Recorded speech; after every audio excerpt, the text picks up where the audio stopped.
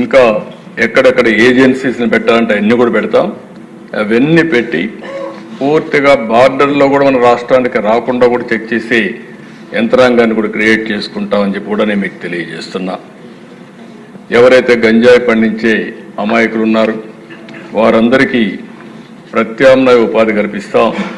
వారిని కూడా రిక్వెస్ట్ చేస్తున్నాం, మీరు ఎక్కడ కూడా గంజాయి పండించద్దని కూడా వారందరికీ చెప్తున్నాను.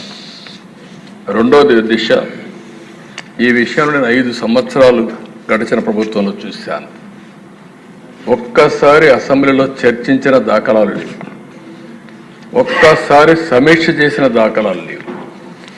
ఏ ప్రభుత్వమైనా చిత్తశుద్ధితో ఉన్నప్పుడు రివ్యూ చేయడం కానీ యాక్షన్ తీసుకోవడం కానీ జరిగితే కొంతవరకైనా కంట్రోల్ అవుతుంది. అవన్నీ చేయని పరిస్థితి వచ్చింది.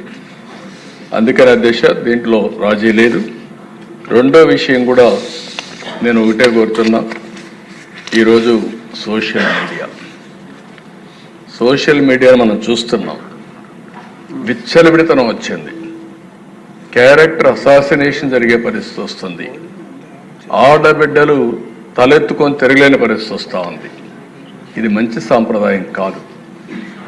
నాకు చాలా సంతోషం, అసెంబ్లీలో బూతులు లేవు.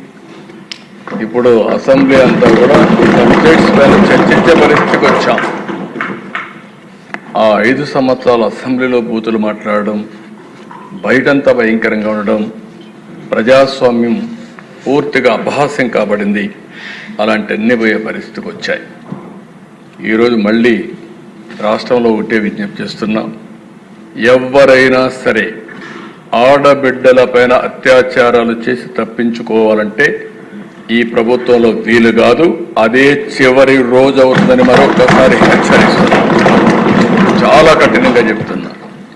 ఇంకా కొంతమంది అక్కడక్కడ చూస్తున్నాను, ఆకతాయిలు ఉన్నారు, ఇష్టానుసారంగా ప్రవర్తిస్తున్నారు.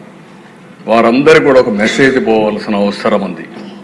నేను ఒకప్పుడు ఒక మెసేజ్ ఇచ్చాను, ఈ రాష్ట్రంలో లా అండ్ ఆర్డర్ మెయింటైన్ చేయాలి, తీవ్రవాద సమస్య పరిష్కారం కావాలి, మత విద్వేషాలు లేని రాష్ట్రంగా మత సామరస్యాన్ని పెంచాలి. ముఠా నాయకులందరినీ ఒకటే మెసేజ్ ఇచ్చాను, తరతరాలుగా మీరు ముఠాలకు పాటుపడుతున్నారు, కుటుంబాలు లేకుండా పోయే పరిస్థితి వస్తూ ఉంది. ఇంక ఈ రాష్ట్రంలో జరగడానికి వీలు లేదని ఆ రోజు కూడా చాలా స్పష్టంగా కంట్రోల్ చేశాం. రౌడీలకు ఒక మెసేజ్ ఇచ్చాం, ఈ రాష్ట్రంలో రౌడీ అనేవాడు ఉండడానికి వీలు లేదు, ఈ రాష్ట్రం మీకు సహకరించదు, అలాంటి వాడు ఉంటే ఈ రాష్ట్రాల నుంచి పారిపోవడం బెటర్ అని చెప్పి కూడా హెచ్చరించా. ఇప్పుడు కూడా చెప్తున్నా, ఎవరైనా సరే రౌడీజం చేసి మళ్ళా తప్పించుకుంటామంటే అలాంటి వాళ్ళని ఎట్టి పరిస్థితుల్లో వదిలిపెట్టమని అసెంబ్లీ సాక్షిగా హెచ్చరిస్తున్నారని కూడా.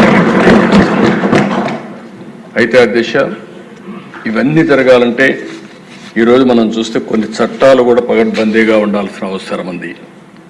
అందుకే ల్యాండ్ గ్రాబింగ్ బిల్ నిషేధం కింద 2024 కొత్త చట్టం తీసుకొస్తున్నాం.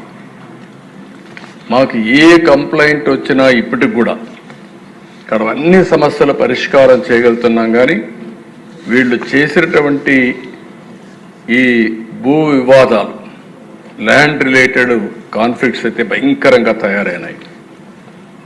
22A ఉపయోగించారు, రికార్డ్స్ తారుమారు చేశారు, ప్రభుత్వ భూములు కొట్టేశారు, ఫారెస్ట్ భూములు కొట్టారు. ఇవి మామూలుగా ఫారెస్ట్ భూముల దగ్గరికి ఎవరు పోరు, అలాంటివి కూడా జరిగే పరిస్థితి వచ్చింది. అందుకే ఈ ప్రత్యేక చట్టం కూడా గుజరాత్లో చాలా బాగా పనిచేసింది.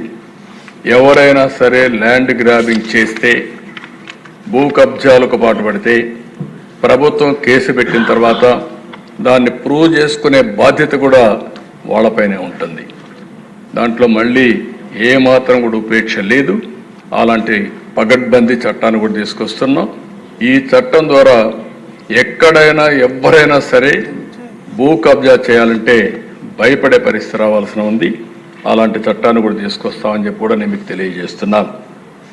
అదే మరిగా దిశ, ఈరోజు టెక్నాలజీ, డ్రోన్స్ ఉపయోగిస్తున్నాం. ఇంకా మా వాళ్ళందరూ మాస్టరైజ్ చేస్తున్నారు.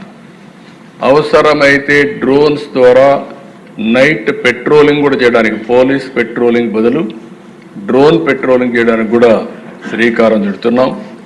సీసీటీవీ కెమెరాలు పెడుతున్నాం.